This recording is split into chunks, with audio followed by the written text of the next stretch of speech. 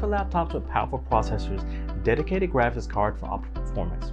A lightweight and portable laptop is great for architects who need work or travel on the go. So look for that particular option, because obviously if it's too small, it might not have enough power. But if it has that setting, it's going to be able to help you out. Imagine having the perfect tool at your fingertips, a laptop that becomes your creative ally, empowering you to turn your architectural visions into reality. From unleashing the power of advanced rendering software to seamlessly handling intricate 3D modeling, the right laptop can elevate your design process to new heights. In this episode, we're unlocking the secrets to picking the best laptop for architecture. Hello and welcome to Architecture Beyond. I'm your host, Brandon Aaron Gibbs, founder of the course platform Iamthestudio and director of Studio Motion Form. Architecture Beyond is an exciting new podcast about life after architecture and the stories of those taking their design and creativity gifts to impact the world beyond the studio. This is our first series of episodes, so I hope you enjoy our guests and stories. Be sure to listen to the end for your opportunity of connecting with Architecture Beyond. Hey guys, and welcome to the Architecture Beyond podcast. I'm Brandon Gibbs, your host. Today we'll be talking about the laptops and the laptop thoughts that you need to have to select one that's going to work for you and your architectural goals. We're not going to have an extensive list of types of architecture laptops or types of little elements that go into laptop, but we're going to go into what's really important for you to get them working in the top software that you are probably using, whether as a student, an architect, or in any part of the profession that will value these tools. So let's go ahead and get into it. I want to first off talk about the type of computer I'm working with. I actually have an incredible set of tools for myself. I'm working with the Alienware M15. I think this is one of the best computers I've ever had. I've always tried to keep it a little bit on the safer side. When I look for laptops, I'm looking for what are the top recommended, and I look at those stats, but I know it's so easy to get lost into the details.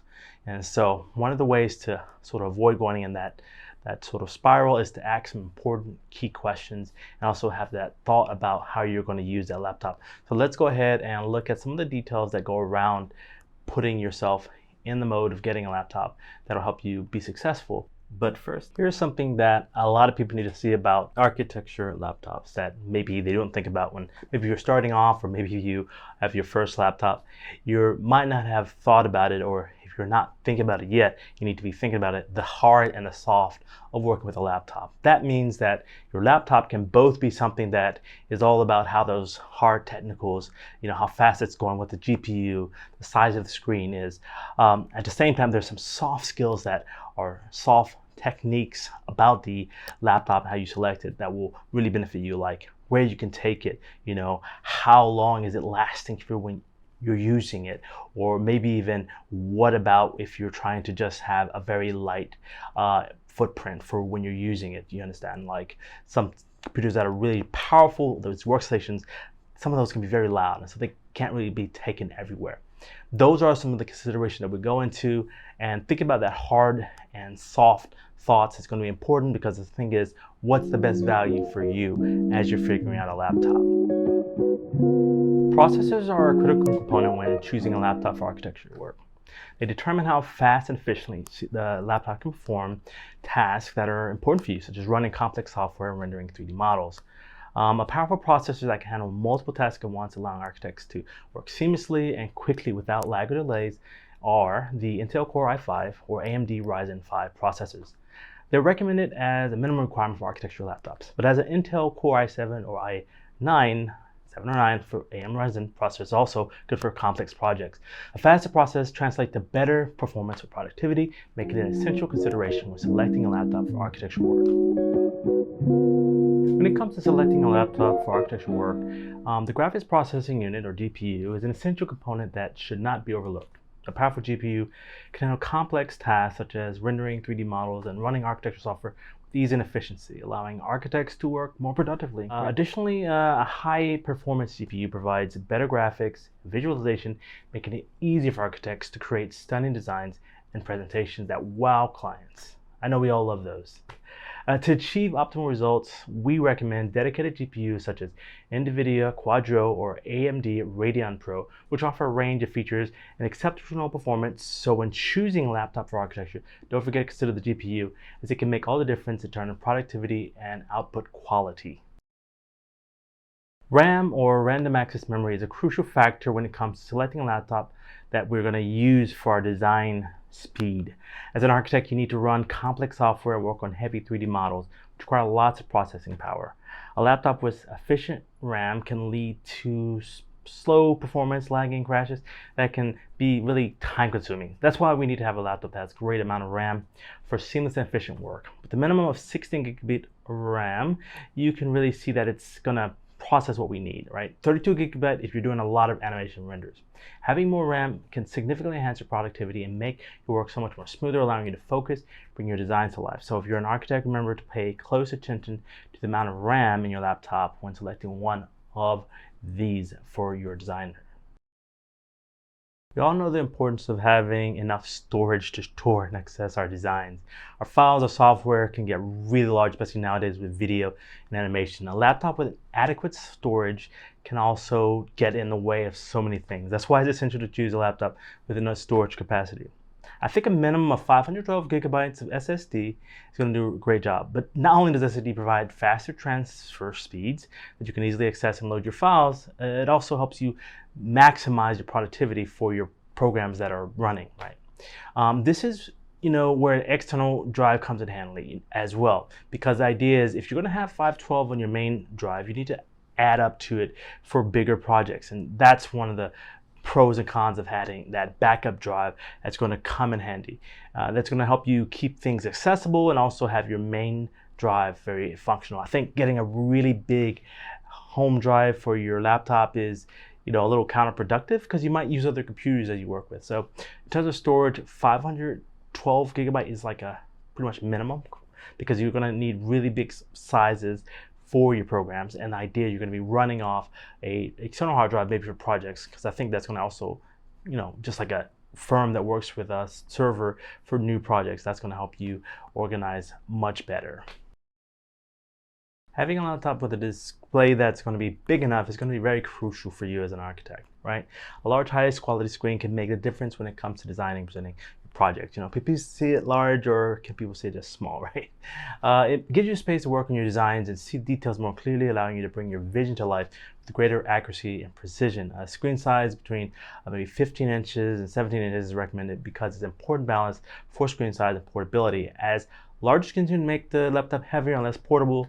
In addition, screen resolution of 1920 by 1080 is often overlooked nowadays, but it's really a nice sort of in between. You can do like 4K, but in terms of what we're working on, typically that's going to be like the industry standard for really productivity. In summary, choosing a laptop with an appropriate screen size, resolution, and quality is essential for architects to work efficiently, creatively, and accurately. With accurate and great display for your laptop, you can have one that's really showcasing the best of your skills and expertise. Now, portability and battery life are criteria that's going to really help you as you're working for a great laptop, right? As a busy designer, you often need to go with a laptop that's working with you for hours on end. A portable laptop makes it easy to work from anywhere, including airports and taxis, and the longer battery life ensures you can work uninterrupted with having a constant search for a battery, okay, or an outlet, okay? It's recommended that you have 6 hours as a minimum. However, it's important to note that a longer battery life often means sacrificing performance and other features. So balancing portability and performance is essential, as a lightweight and portable laptop may not have the power to run complex software. That's going to be your side gig, it's also important to consider the laptop's durability to build quality, as a portable laptop can be more susceptible to wear and tear. So summary, choose something that's a balance, all right? The idea is you need to work on the go sometimes, yes, but you also need to have that power. So make sure you're not going to lose something that's key for the type of software and work that you're working on for that long life of battery. Now that we've gone through some of the criteria for great laptops, I'm going to go ahead into 5 of the best laptops that I've selected. I narrowed down from a list of probably 10 to 20, and I've written this on the ThinkParametric blog, where I'm also a senior editor, and so you can also go over in the description where I've included links to that article where you can find specifications, including prices and specific details for maybe sizes, and also some of the specification where you can get that laptop. So starting with my best one, as a fan of MacBooks for a long time, I believe its design makes it stand out incredibly. The MacBook Pro is a popular choice because of its sleek design, powerful performance, and portability. Its dedicated graphics card and powerful processors make it ideal for running architecture software, rendering 3D models with ease. The M2 model also has a touch bar that helps you have a visual interface for any program you're working to increase your productivity. And the Retina display with high resolution and color accuracy is important for presenting and viewing those beautiful architectural designs. The MacBook Pro is also lightweight and portable. It makes that to be very easy to take on the go, wherever you want to go, and it's also essential for that because who needs to be on a site traveling between meetings, right? However, there are some cons to consider when it comes to the MacBook Pro. It's relatively expensive as a laptop, and high-end models in MacBook can be particularly pricey. Its limited ports can be inconvenient when connected to external devices, and the RAM and storage are not user upgradable, which can be a great drawback for architects who need to upgrade their laptop's component. Additionally, some architecture software and hardware may not be compatible with Mac OS, which can limit the MacBook Pro usefulness for architecture work. I always think about why am I going to buy a side that I'm not using? However, let's go to some of the pros to sort of balance that. Overall, the MacBook Pro is a powerful and portable laptop, right? It can be an excellent choice for architecture work, right? It has the pros and cons like everything else, but it's essential to consider your specific needs and budget. Also, if you want to have something that just stands out as design quality. However, its performance display and portability make it a great option for architects who need to work on the go and present their designs with precision and style. I've detailed the MacBook Pro 16-inch with the Apple M2 on the ThinkParametric blog in the links. The Dell, another one of my favorite brands, XPS, is an excellent laptop for architects looking for a powerful and affordable option. Its great performance, stunning display, and portability make it a popular choice, but it does have some pros and cons, of course, as always. One of the main advantages of the Dell XPS is its powerful performance. With a dedicated graphics card and a powerful processor, it can handle architecture software and rendering with ease, making it a great choice for architects who need to work with heavy 3D models. And don't we all, right? Additionally, its Infinity Edge display with a high resolution and color accuracy are perfect for presenting and viewing architecture design. Dell XPS, however, is also portable and lightweight, making it easy to carry around and work on the go. It's also affordable compared to many other high-end laptops, making it a great choice for people with a budget, right? However, there are some drawbacks to consider. The Dell XPS has limited upgradability, with its RAM soldered on and not upgradable either. Additionally, while its design is sleek and modern, some may find it less durable and sturdy compared to other laptops. The Dell XPS also has limited ports, which can be inconvenient when connecting to external devices. In summary, the Dell XPS is a great option for architects looking for powerful affordability in a laptop. Its great performance, stunning display, and portability make it an excellent choice for architectural work. However, the limited upgradability and design and limited ports may be drawbacks for some architects. When choosing a laptop for architectural work, it's important to consider your specific needs like budget, so the Dell XPS is definitely worth considering. I detail the latest XPS 17 in the episode links. The Lenovo ThinkPad is a popular choice among architects due to its strong durability, powerful performance, and expandability. I've had one for years, and it really did me really well for what I was using it for. Its robust build quality can withstand heavy use, making it an ideal option for architects who need a laptop that can keep up with the demanding workload, maybe going on site and being out in the field. With a powerful processor and a dedicated graphics card, the Lenovo ThinkPad can handle architecture software and rendering with ease, allowing architects to work efficiently and accurately. It also has a great range of ports, making it easy to connect with external devices. Its user upgradability, RAM, and storage options make it a flexible option for architects who need to upgrade their laptop's component as well. So I've always enjoyed it.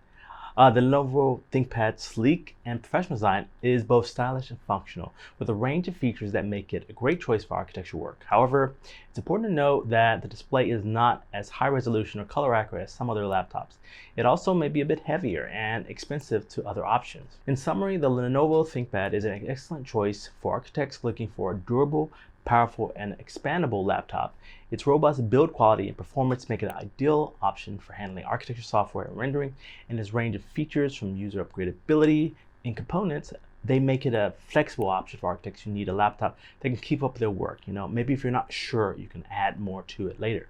While the display is not as high resolution or color accurate as some other laptops, its sleek and powerful design has a range of features that make it an attractive option for architects who need a reliable and functional architecture laptop. You're listening to Architecture Beyond, an exciting new podcast about life after architecture and the stories of those taking the gifts to impact the world beyond the studio. Today we are talking about the fundamentals for understanding and selecting all the right pieces for an architectural laptop that will power your projects to their fullest.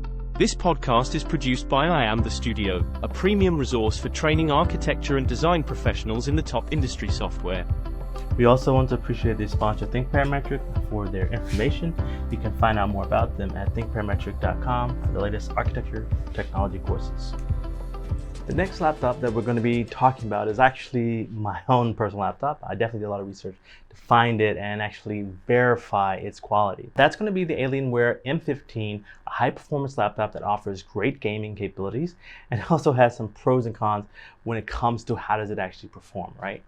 One of the main advantages of the Alienware M15 is its powerful performance, right? With a dedicated graphics card and a powerful processor, it can handle architecture software and rendering with such ease. It's like lightning fast. When I saw it, better than anything I had before, making it a great choice for architects who need to work with heavy 3D models. Additionally, its display is very stunning and high resolution with great color accuracy, making it ideal for presenting and viewing architecture designs. The Alienware M15 is also relatively portable and lightweight, making it easy to carry around and work on the go. It also has a stylish and modern design that makes it stand out from other laptops. However, like every type, there are some drawbacks to consider. The Alienware M15 is a relatively very expensive computer, which may be a drawback for some architects on a budget. Additionally, its battery life is relatively short, which can be inconvenient for architects who need it on the go. The Alienware M15 can also generate a lot of heat and noise, which can be uncomfortable for the user and may impact the laptop performance. In summary, the Alienware M15 is a powerful and stylish laptop that can be a great choice for architectural work. Very powerful, very beautiful. Its great performance and stunning display make it ideal for running architecture software and presenting designs with precision and clarity. Its portability also makes it easy and great for work on the go. However, relatively high price, short battery life, and heat management may be drawbacks for some architects. It's important to consider your specific needs, just like all the rest of these, for making that choice. And so that's the best for Alienware. I definitely don't regret it. I've had pretty much most of the types in this form that I'm talking about. I detailed the Alienware M15R7 in the link so you can find out more about those. I couldn't leave this list without going over the Microsoft Surface because it's definitely a newcomer to the architecture world, having such powerful. I've definitely seen a few of those, and their touchpad, sort of close to like the Chromebook sort of family, has really made it stand out. Microsoft Surface is so highly portable and versatile as a laptop. It's popular among architects for its ability to adapt to specific needs. Its sleek and modern design make it a stylish option, while its touchscreen display allows architects to interact with the designs directly, making it an option for sketching and presenting. I've definitely loved it when I had my touchscreen laptop. The Microsoft Surface is ultra portable and lightweight, making it easy to carry around and work on the go. It also can be used as a laptop or a tablet, providing architects with flexibility and versatility in their work. However, there are some drawbacks to consider. The Microsoft Surface is not as powerful as some other laptops, which may limit its usefulness for architectural projects and those who need to work with those heavy models on the go and architecture software. It also can be relatively expensive compared to other laptops with similar performance and features, and its limited upgradability may be a disadvantage for architects who need to upgrade that laptop and its components. In summary, the Microsoft Surface is a great option for architects looking for a highly portable and versatile laptop that has that touchscreen ability. That touchscreen display and flexibility make it ideal for sketching and presenting designs, and its sleek design make it a stylish choice. While its performance may be limited, its portability and versatility make it a great option for architects on the go. When choosing a laptop for this type of work, maybe definitely consider those needs for budget and flexibility over power from that one. I detailed the latest Surface model from Microsoft as well in the links. To assist architects making the decision for those great laptop options, I included a 10-question Q&A to help you make those decisions that are the best. So let's go over that list and understand what is actually some things that maybe need to be clarified for people to make that choice. Question number 1, what is the minimum processor requirement for a laptop for architecture? Well, here's a great answer. The minimum processor requirement for architecture work is actually Intel Core i5 or equivalent processor. That's going to put the standard, right? However, the optimal performance we recommend is a higher end processor, more like the Core i7 or i9. The higher end processors have more core and threads, which are essential for running complex 3D modeling and rendering software like V-Ray and Inkscape. Question number 2, how much RAM is recommended for running architecture software? Well, we recommend a minimum of 16 gigabyte of RAM for running architecture software. This will ensure that your laptop can handle complex 3D models and rendering tasks. If you work with large projects and multiple software at the same time, you may actually need 32 gigabyte of RAM or more for the optimal performance. Question number 3, should I choose an SSD or HDD for storage, and how much space do I actually need? Well, we recommend choosing an SSD for faster read and write speeds, because architecture work really needs at minimum 512 gigabyte storage, right? And maybe even 1 terabyte for your projects, just in case, right? A laptop with that much will have you without any worries for expansion and when you have to work on things that are larger. So that's the minimum. Question number 4, do I need a dedicated graphics card? And if so, what kind should it be? Well, answer is yes. A dedicated graphics card is essential for running architecture software and rendering tasks. Look for laptops with a dedicated graphic cards from NVIDIA or AMD for the best performance, right? The graphics card should have a minimum of 4 gigabyte of VRAM and be from the mid-range or high-end series. Question number 5, what is the ideal screen size and resolution for a laptop?